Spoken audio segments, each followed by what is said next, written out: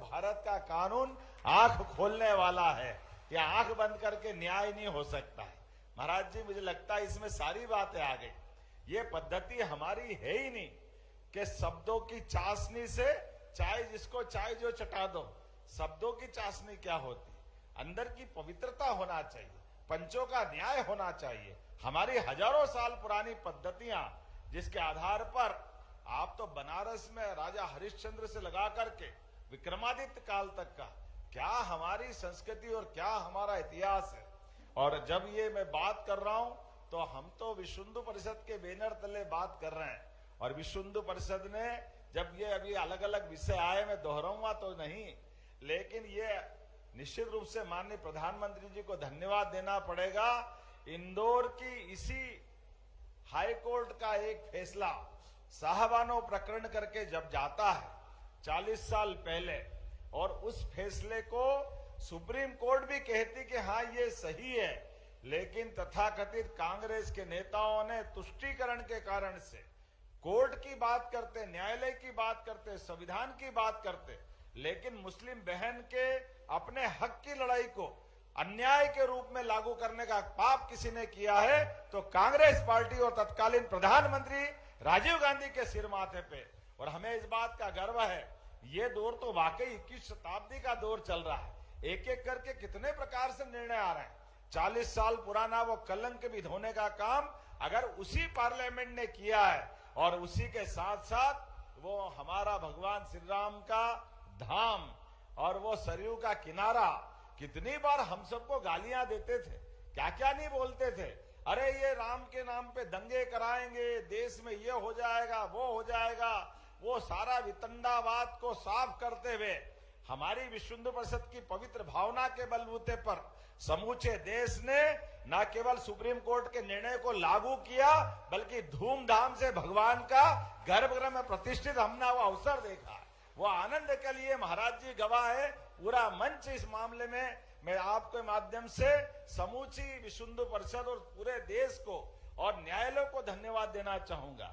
आज बदलते दौर में जब हम अपने एक एक करके बात करेंगे तो बात तो लंबी होगी, लेकिन ये इतना ही संक्षेप में कहना चाहूंगा कि ये तीनों कानून को लागू करने में अगर कोई राज्य सरकार सबसे तेज गति से बढ़ रही है तो मध्य प्रदेश सरकार तेज गति से बढ़ रही है, मैं ये जरूर बताना चाहूंगा। और सरकार बनने के साथ ही हमारी सरकार के दूसरे दिन के निर्णय में लाउड स्पीकर कहीं भी लगे हो, लेकिन डेसिमल तो नियत ही होना चाहिए और एक एक लगना चाहिए। तो 60,000 से ज्यादा माइक उतारने का काम किसी ने किया है, तो हमारी सरकार के माध्यम से हुआ है कि भाई अनावश्यक रूप से आप अपने अपने धर्म की इबादत करो, कोई मना नहीं, लेकिन कानून का पालन तो सबको करना पड़ेगा।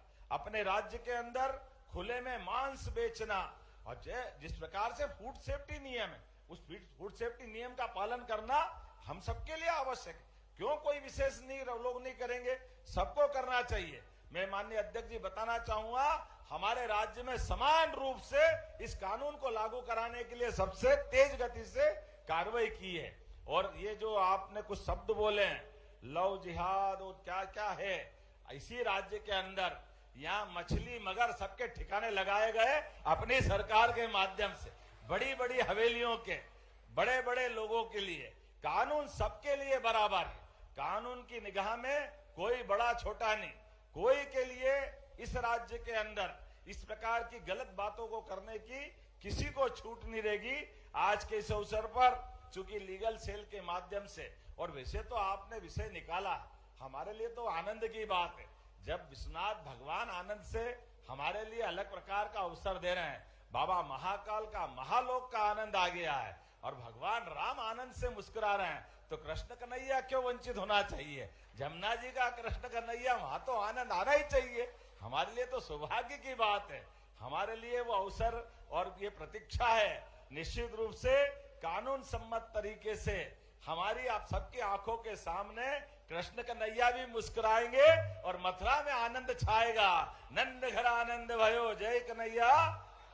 आनंद का वो अवसर जल्दी से जल्दी आए, इस कामना के साथ मैं थोड़ा विनम्रता के साथ इस सत्र के साथ ही मैं विदाई लेना चाहता हूं, क्योंकि एक और कार्यक्रम था, मुझे वहां जाना है।